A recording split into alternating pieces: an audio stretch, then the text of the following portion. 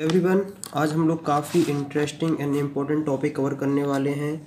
Momentum conservation and centre of mass motion, मतलब centre of मास होता है उसके मोशन के बारे में भी आज हम पढ़ेंगे, क्वेश्चंस भी करेंगे। बहुत इंटरेस्टिंग है और कई लोगों को ये बहुत परेशानी लगता है, लेकिन यकीन मानो अगर देखो पढ़ाया तो इतना आसान लगने वाला है कि तुम्हें कोई भी रटने कोई भी परेशानी नहीं होने वाली। तुम कोई भी लेवल का एग्ज़ाम हो, चाहे आईआईटी, नीट, कोई भी लेवल का एग्जाम हो तो आराम से क्रैक कर सकते हो, आराम से क्वेश्चन हैंडल कर सकते हो। लेकिन बस जो बात करूँ उसको धीमे धीमे सुनते जाना। देखो, अब यहाँ से स्टार्ट करते हैं। अगर किसी ने सेंटर ऑफ मास की वीडियो कवर नहीं करी हो तो जाके पूरी कवर करो ताकि वहाँ से और ज़्यादा बेहतर समझ में आ जाएगा। लेकिन फिर भी यहाँ से चलो स्टार्ट करते हैं। बहुत सिंपल सा, कोई ज़्यादा कठिन नहीं, कोई परेशान नहीं होने वाला। जैसे मान लो कोई सिस्टम है। सिस्टम क्या होता है? Combination collections of n number of particles. जैसे हमारे पास एन नंबर ऑफ पार्टिकल्स हैं। एन नंबर ऑफ पार्टिकल्स मतलब बहुत, मतलब एन मतलब कोई भी नंबर मान लो, 100 मान लो, 1000 मान लो, 1,00,000 मान लो, इतने सारे अपन के पास पार्टिकल्स हैं। जैसे M1 है, एक का मास M2 है, M3 है, M4 है, डॉट डॉट डॉट Mn है। अपने पास इतने सारे पार्टिकल्स हैं। और उन पे जैसे इस पे F1 फोर्स लगेगा, इस पे F2 फोर्स लगेगा, इस पे F3 फोर्स लगेगा, और ये F4 dot dot dot dot इस पे लगेगा Fn फोर्स। यहाँ तक कोई दिक्कत, कोई समस्या नहीं होनी चाहिए मेरे हिसाब से। तो अब जो M1 होगा उसका जब से फोर्स लगेगा, किसी भी चीज़ में तुम फोर्स लगाते हो तो उसमें एक्सेलरेशन होता है, तो उसका एक्सेलरेशन A1 होगा, इसका A2 होगा, इसका A3 होगा, और इसका A4 होगा, और इसका An होगा। यहाँ तक कोई बड़ी बात नहीं, सिंपल सी लैंग्वेज लिखनी। लैंग्वेज किसी भी किताब में मिल जाएगी, लेकिन मेन इंपॉर्टेंट जो होता है वो तो समझना। यकीन मानो तो मैं समझाऊंगा कि आखिरकार तुम्हें कोई भी दिक्कत नहीं आने वाली है। देखो, सबसे पहली बात है कि हम सिस्टम के अंदर की बात कर रहे हैं। ये सारे फोर्स कौन से? इंटरनल फोर्सेस हैं। कौन से हैं?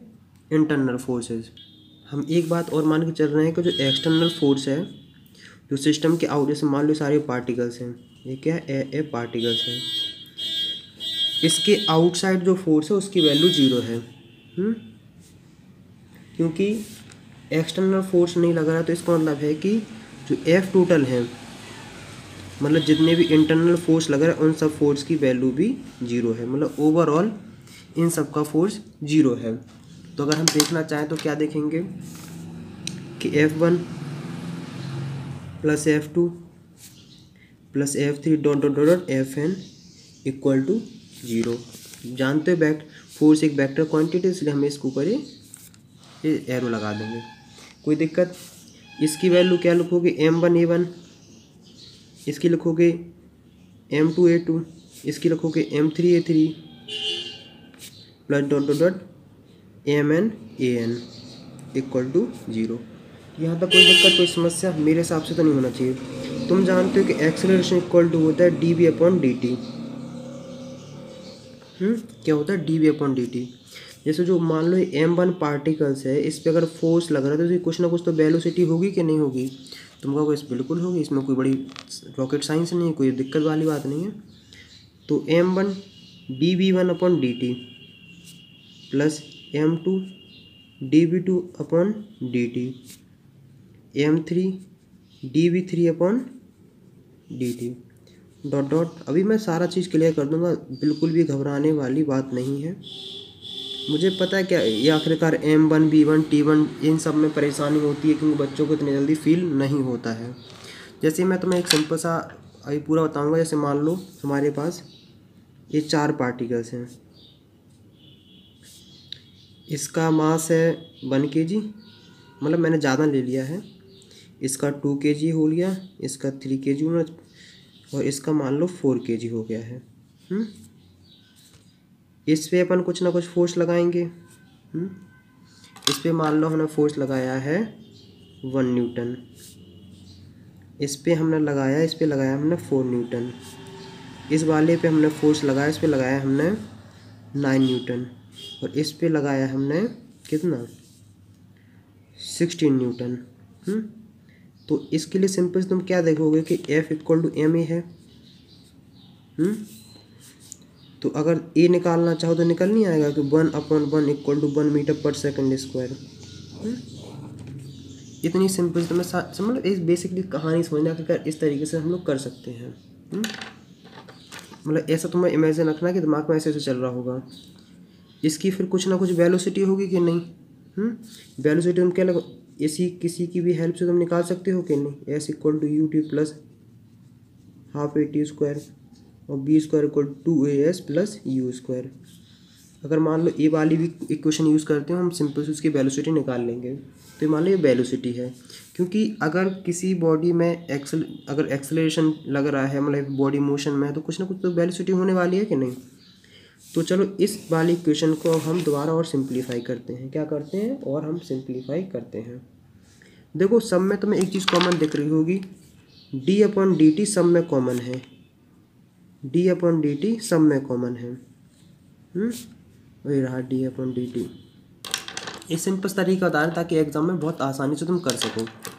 तो अपन ने क्या, d/dt को हमने ले लिया कॉमन। अंदर क्या आ गया, m1v1 m2v2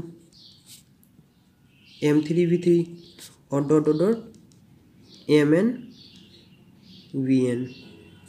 इक्वल टू 0। मतलब वेलोसिटी एक वेक्टर क्वांटिटी, तो वैसे ऊपर एरो लगा देते हैं और कोई बड़ी बात नहीं है।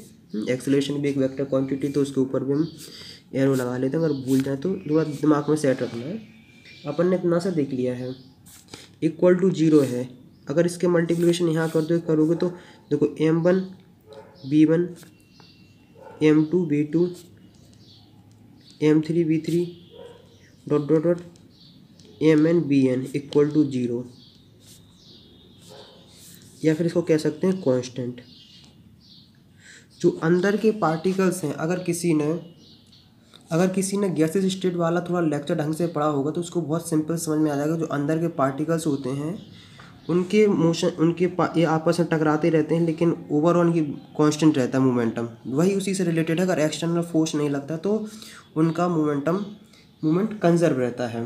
देखो हम जानते हैं m1p1 क्या होता है, मूवमेंट। तो p1 p2 p3 p4 dot dot dot dot pn equal to 0 एक वेक्टर क्वांटिटी। तो अपन ने ऊपर एरो लगा दिए। देखो इसका मतलब ये है कि क्या हो जाएगा कि एक कांस्टेंट है। तो हमें आखिरकार क्या पता चलता है, हमने आखिरकार एक चीज़ ऑब्जर्व करी है। देखो कि जो p टोटल है इसको बोलते हैं total linear momentum of the system. क्या बोलते हैं, total linear momentum of system equal to क्या है, p1 p2 p3 p4 dot dot dot pn। समझ में आया कि नहीं, कोई दिक्कत कोई समस्या। तो इसलिए सिंपल से एक स्टेटमेंट लिखो, if no net external force act on a system the total linear momentum of the system is conserved, और this is the law of conservation of linear momentum. इतना सा सिंपल सा हमने स्टेटमेंट लिख लिया, if no net external force act on a system the total linear movement of the system is conserved, this is the law of conservation of linear momentum. देखो एक चीज़ याद रखना कि नेट एक्सटर्नल फोर्स 0 होना चाहिए, क्योंकि देखो ये बॉडी है, मान लो बॉडी है, इस पे यहाँ से 10 न्यूटन लग रहा है, इस पे यहाँ से 10 न्यूटन लग रहा है, यहाँ से इस पे 14 न्यूटन लग रहा है, और यहाँ से भी इस पे 14 न्यूटन लग रहा है। देखो इस पे 4 फोर्स लग रहे हैं, लेकिन जो एफ नेट आ रहा है ना वो 0 आ रहा है। इस बात को भी थोड़ा ध्यान रखना कि इस पे फोर्स तो लग रहे हैं, लेकिन फिर भी इसका क्या है, नेट फोर्स 0 होना चाहिए।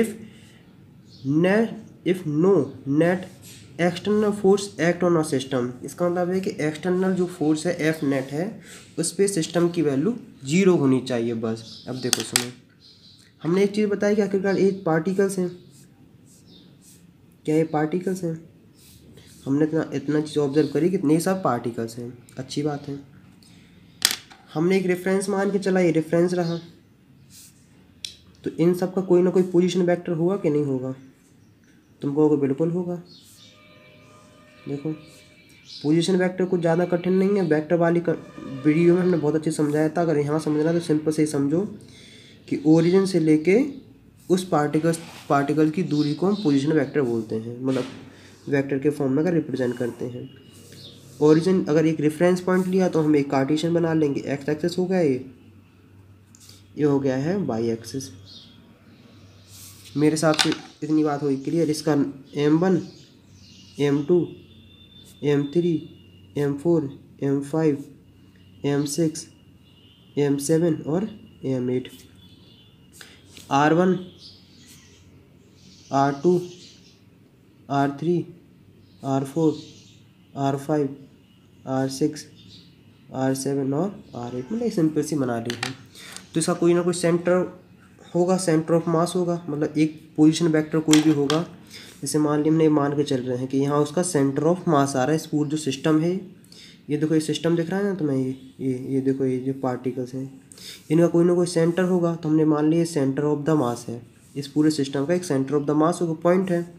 तो ओरिजिन से लेके यहाँ तक की कोई ना कोई दूरी होगी, तो इसको हम बोल देंगे आर वेक्टर और CM मतलब सेंटर ऑफ मास। तो RCM कैसे लिखेंगे, RCM वेक्टर इक्वल टू क्या लिखोगे, M1 R1 M2 R2 और plus dot dot dot MN RN vector. और डिनोमिनेटर हम क्या लिखते हैं, डिनोमिनेटर में लिखते हैं हम सम। आखिरकार जितने सिस्टम है उसमें आखिरकार कितना सबका सम है, मास का सम। तो M1 M2 M3 dot dot dot MN। यहाँ हमने 8 पार्टिकल्स लिए हैं, यहाँ मतलब N की जगह तुम 8 लिख सकते हो, कोई बड़ी दिक्कत कोई समस्या वाली बात नहीं है। और M1 इन सबको कई जगह तुमने देखा होगा, इसे सिंपल से M से लिख देते हैं, M कैपिटल से। M1 R1 इस पे नहीं है, M2 R2 dot dot dot और MN RN और अपॉन M। ये सिंपल से हमने इतनी बात समझ ली है। अब पता हम क्या करेंगे, सिंपल सा क्या काम करेंगे कि बोथ साइड हम डिफ्रेंशिएट करेंगे विद रिस्पेक्ट टू टाइम। जैसे ये RCM है, इसको डिफ्रेंशिएट कर दो टाइम से और इसको भी डिफ्रेंशिएट कर दो टाइम से। जैसे देखो अगर मान लो यहाँ लिखा है 10 और यहाँ लिखा है 5/2, अगर दोनों साइड तुम एक ही नंबर से अगर डिवाइड करते हो तो वैल्यू में कोई भी चेंजेस नहीं आता। ऐसी थोड़ा लॉजिक इसमें समझना है कि अगर हम क्या करते हैं d/dt कर देते हैं, क्या कर देते हैं dt/dt, तब भी मतलब वैल्यू चेंज होगी, मतलब एक सी कहानी सी लगेगी तुम्हें। तो हमने इतना सा कर दिया है, हमने कहा अच्छी बात है। RCM और dt, देखो जो चीज़ कांस्टेंट उसे तो हमने बाहर निकाल लेंगे 1/m, और इस सब पे डिफ्रेंशिएट करते जाएंगे। M1 R1 पे हो जाएगा, M2 R2 पे हो जाएगा और dot dot dot MN RN पे भी हो जाएगा। यहाँ तक कोई दिक्कत कोई समस्या मेरे हिसाब से तो नहीं होनी चाहिए। अगर देखो इसको तुम 1/m M1 d R1/dt M2 dR2/dt और डॉट डॉट MN dRN/dt। यहाँ तक बात क्लियर, कोई समस्या कोई दिक्कत नहीं होनी चाहिए। देखो dR/dt को क्या लिख सकते हो, तुम लिख सकते हो b वेलोसिटी, क्या लिख सकते हो वेलोसिटी। तो 1/m M1 B1 M2 B2 dot dot MN BN। देखो बाकी कुछ नहीं कर रहे हैं, बस तुम्हें ये वाला स्टेप याद रखना है कि बोथ साइड क्या करना है, differentiate with respect to time. बाकी तुम जो पूरा करते जाओ क्लियर होता जाएगा। देखो M1 B1 को तुम क्या लिखोगे P1, M2 B2 क्या लिखोगे P2, और ऐसे P3 डॉट डॉट PN और 1/m dRCM/dt। यहाँ तक कोई दिक्कत कोई समस्या, यहाँ तक अभी कोई बड़ी बात नहीं हुई, बहुत आसान सा था। क्या था, सब यहाँ से आसानी था। अब देखो dRCm/dt, और ये हमने क्या देख लिया 1/m P1 P2 P3 dot dot Pn vector. Clear? कोई समस्या? मेरे हिसाब से तो अभी कोई समस्या नहीं आनी चाहिए। देखो यहाँ तुम चीज़ समझो कि आखिरकार ये क्या है, dRC/dt क्या है। देखो हम जानते हैं कि dR/dt क्या होता है, वेलोसिटी होता है। और अगर हम इसको लिखेंगे तो क्या हो जाएगा, BCM हो जाएगा कि नहीं। तो BCM इक्वल टू क्या हो जाएगा 1/m P1 P2 P3 dot dot dot dot Pn। BCM equal to क्या हो जाएगा P1 P2 P3 dot dot dot Pn। और आखिरकार ये पूरी क्वांटिटी क्या है, ये है total linear momentum of the system. क्या है, total linear momentum of system. तो इस पूरे को मिला के हम क्या लिख सकते हैं, P, कैपिटल वाला P। तो क्या इक्वेशन बन गई, BCM, क्या BCM इक्वल टू P। यहाँ तक कोई दिक्कत, कोई समस्या? अगर यहाँ तक समझ में नहीं आया तो एक बार वीडियो पॉज करके दोबारा देख लो। एक सबसे आसान सा क्या है कि स्टेटमेंट है, वो देख लो। This equation show that the total linear momentum, देखो ये रहा total linear momentum of a system of a particles is equal to the product of total mass of the system. ये क्या है, ये total mass of the system जो है m1 m2 dot dot dot mn तक, and velocity of its centre of mass. देखो centre of the mass of the system, जो हमने आखिरकार सिस्टम बनाया पार्टिकल से, उसका सेंटर ऑफ मास। सिंपल सा क्वेश्चन। देखो वेक्टर देख के ज़्यादा घबराना नहीं है। मुझे पता है कि 11th क्लास के स्टैंडर्ड के बच्चों को वेक्टर देख के बड़ा डर लगता है। अगर वेक्टर में कोई भी ज़्यादा परेशानी आ रही तो वेक्टर वाली वीडियो मैंने बनाई है, पूरी एक सीरीज़ बनी है, उसको देखें, वेक्टर पूरा क्लियर हो जाएगा, मज़ा आने लगेगा जितना तुम्हारा ज़रूरत है। चाहे तुम बायो हो चाहे तुम्हारी मैथ हो, तुम्हारा 11th क्लास में वेक्टर में कोई भी दिक्कत नहीं आएगी। लेकिन यहाँ से पहले सबसे पहले देखते हैं। देखो मान लो हमारे पास यहाँ से आंसर लिखना स्टार्ट करते हैं। अगर मान लो कि मुझे क्वेश्चन आते ही नहीं है, मान लो कि हम पहली बार अटैम्प्ट करें, तो इस क्वेश्चन को कैसे करेंगे। जैसे सबसे पहले हमारे पास दो मास हैं, m1 10 ग्राम का है, 100 ग्राम का, और ए है 300 ग्राम का। R1 की पोजीशन क्या है, 2i 5j और 13k।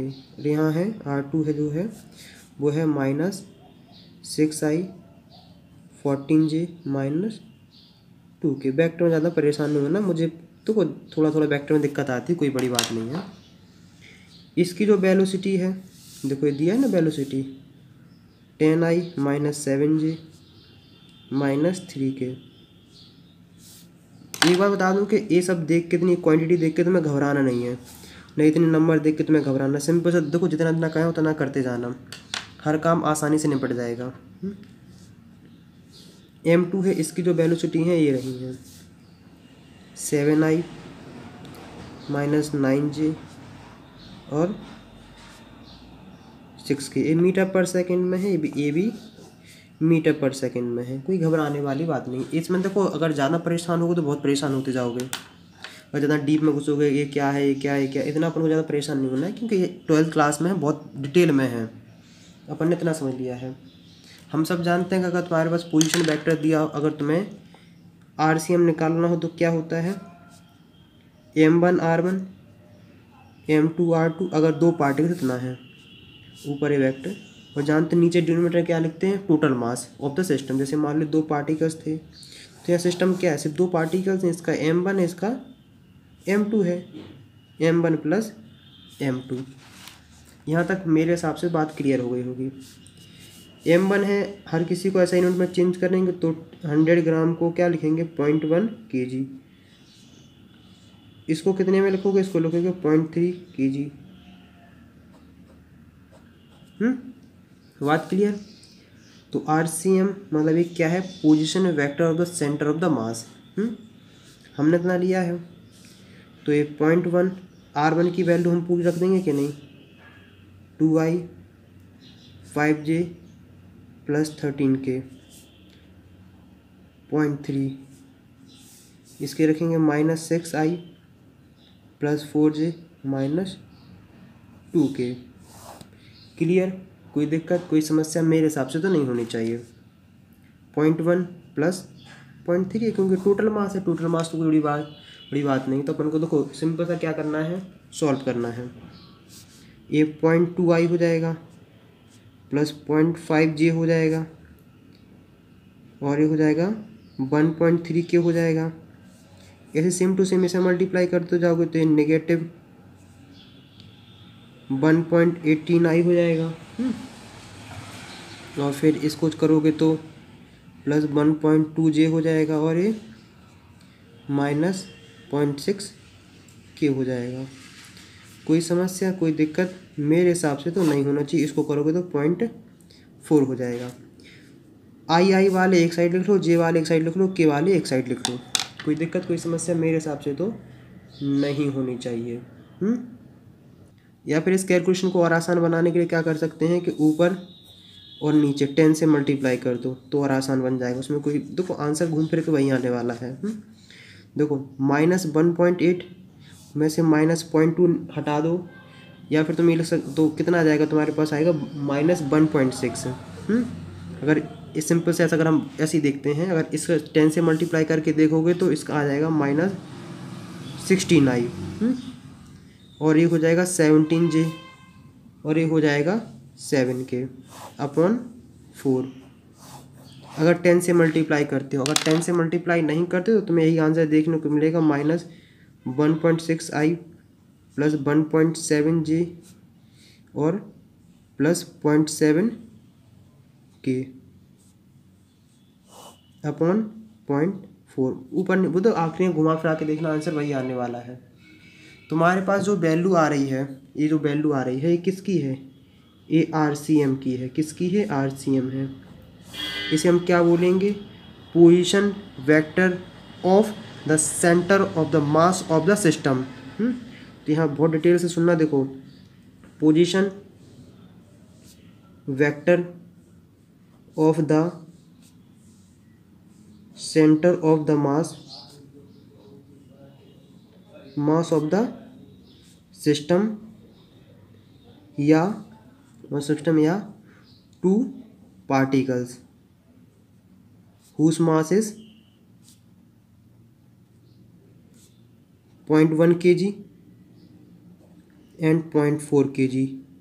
यहाँ तक बात क्लियर, कोई दिक्कत कोई समस्या मेरे हिसाब से तो नहीं होनी चाहिए। अब देखो तुम्हारे पास B1 की वैल्यू कितनी है, ये रही है तुम्हारे पास है 10I -7J और -3K मीटर पर सेकेंड में वैल्यू है। और B2 की वैल्यू तुम्हारे पास कितनी है, 7I -9J plus 6K metre पर सेकेंड। कोई दिक्कत कोई समस्या मेरे हिसाब से तो नहीं होनी चाहिए।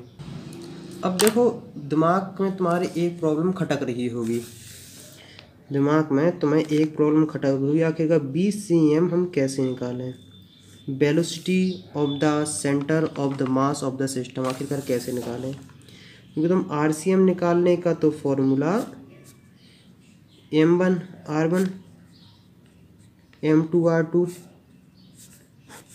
M1 प्लस M2 जानते हो, इसका तुम नहीं जानते हो। तो देखो अगर तुम क्या करोगे, इसको डिफ्रेंशिएट करोगे तो क्या कर दोगे, RCM अपॉन RT, और इसको करोगे तो M1 dR1 upon DT plus M2 dR2 upon DT upon M1 plus M2। देखो ये क्या है, ये B1 है और ये क्या है, ये B2 है। ये पूरा क्या है, ये BCM है। तो क्या हो जाएगा, M1 B1 m2v2 upon m1 plus m2। ये आ जाएगी तुम्हारे पास सिंपल सी क्या है, एक वैल्यू। कोई दिक्कत, कोई समस्या मेरे हिसाब से तो नहीं होनी चाहिए। ये तो अब तुम BCM निकालो आराम से, कोई वैल्यू नहीं। m1 की वैल्यू 0.1 और b1 की वैल्यू हमारे पास पहले दी रखी थी 10i minus 7j minus 3k, और ये 0.3 7i minus 9j plus 16k upon 0.1 plus 0.3। तुम सॉल्व करके तुम्हारे पास वैल्यू आएगी 13i minus 34j plus 15k। कुछ नहीं, आई वाले एक साइड लिख लिया, जे वाले एक साइड लिख, के वाले एक साइड लिख लिया, और सबको हमने सिंपल से लिख लिया है। ये मीटर पर सेकेंड। इतना सा रहा क्वेश्चन, यहाँ तक हो गया समाप्त। वैसे इसमें क्वेश्चन था नहीं लिखा, अगर मेरा दिमाग चले और मैं पूछूं कि अपने पास देखो RCM का फॉर्मूला है, BCM आ गया है। देखो ये जो क्या है, पता है, जो सेंटर ऑफ मास है ना, ये जो पॉइंट है ना, जो पॉइंट, उसकी वेलोसिटी है, क्या है, उसकी वेलोसिटी। थोड़ा याद रखना। जो ये जैसे मान लो ये दो पार्टिकल्स हैं ना, ये दो पार्टिकल्स हैं, इसका सेंटर ऑफ मास ए है ना, इस सेंटर ऑफ मास की वेलोसिटी है ये। याद रखना, ये बात बहुत दिमाग में क्लियर रखना, क्योंकि बच्चे बहुत कब परेशान रहते हैं। जैसे मान लो m1 है m2, इन दोनों के बीच में ही कहीं यहीं आता है ना सेंटर ऑफ मास, इस सेंटर ऑफ मास की वेलोसिटी है। क्लियर। अगर तुमसे कोई पूछ ले, क्या अगर हम बोल दें कि हमने a1 की वैल्यू भी दे रखी होगी, मानते क्वेश्चन बनाते हैं कि a1 की वैल्यू हमने रखी है 2i plus 3j plus 7k। देखो मैं ऐसे हाइपोथेटिकल नंबर ले रहा हूँ कोई फिक्स करके। और a2 की वैल्यू रख ली हमने 7i प्लस 8j और प्लस 9k। और अगर हम तुमसे पूछ लें कि ये तुम्हारे पास ये सब वैल्यू दी रखी है, तो बेटा बताओ आखिरकार ACM की वैल्यू क्या होगी। क्या होगी ACM, acceleration of the centre of the मास। कुछ नहीं, देखो आखिरकार एक्सेलरेशन कैसे बनता है, dv/dt, या कैसे बनता है d²/r/dt²। कन्फर्म। तो हमारे पास अगर जैसे हम क्या लिख सकते हैं कि dBcm/dt इक्वल टू क्या हो जाएगा, देखो m1 dB/dt plus m2 dB/dt upon m1 plus m2। देखो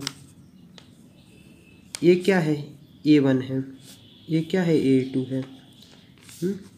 ये क्या हो जाएगा, ACM हो जाएगा, m1 a1 m2 a2 upon नीचे total mass m1 plus m2। यहाँ थोड़े दिमाग में एक चीज़ सेट रखने की बात है, याद रखना। देखो वैसे पोजीशन वेक्टर में बच्चों को ज़्यादा परेशानी नहीं आती, लेकिन यहाँ थोड़ा फील करना पड़ता है। देखो ये जो क्या बोलते हैं, यहाँ समझते हैं। देखो यहाँ समझ में, क्यों वेलोसिटी जल्दी समझ में आ जाएगा। जो ये b1 है ना, ये पता किसकी वेलोसिटी है, velocity of the particles number 1। किसकी है, वेलोसिटी ऑफ फर्स्ट पार्टिकल्स, जिसको हमने तो फर्स्ट पार्टिकल्स माना होगा ना, अपनी मर्जी जो भी तुमने मान के रखा होगा, फर्स्ट पार्टिकल्स को लेते हैं ऑफ द फर्स्ट पार्टिकल्स। ये b2 पता है क्या है, वेलोसिटी ऑफ, ये individual velocity of second particles. ये पता है क्या है, ये velocity of the centre of the mass of system. ऐसे याद रखना है। ऐसे सेम टू सेम क्या है, एक्सेलरेशन क्या है, acceleration of the centre of the मास, या फिर हम कह सकते हैं एक्सेलरेशन ऑफ द पॉइंट। और ये क्या है, acceleration of the first particle. और ये क्या है, E2 के acceleration of the second particles. जैसे यहाँ देखते हैं, देखो जैसे हमारे पास दो पार्टिकल्स हैं, क्या है, दो पार्टिकल्स हैं। ये 10 मीटर पर सेकंड से जा रहा है, ये कितने से जा रहा है, 20 मीटर पर सेकंड से जा रहा है। जैसे इसे मान लेंगे हम V1 मान लेंगे, इसे मान लेंगे हम V2 मान लेंगे। ये बात समझने वाली बात है। और यहाँ मान लो कोई सेंटर ऑफ मास आया, तो या फिर इसकी जो इस पॉइंट की जो वेलोसिटी होगी ना, उसे हम बोलेंगे velocity of the centre of the mass of the system. इतनी सी थोड़ी बात ध्यान रखना, क्योंकि बच्चे फॉर्मूले तो बहुत जल्दी चटापट लगा देते हैं लेकिन उतना फील नहीं कर पाते हैं। तो मुझे लगता है कि आखिरकार तुम्हें इतना चीज़ क्लियर हो गया होगा।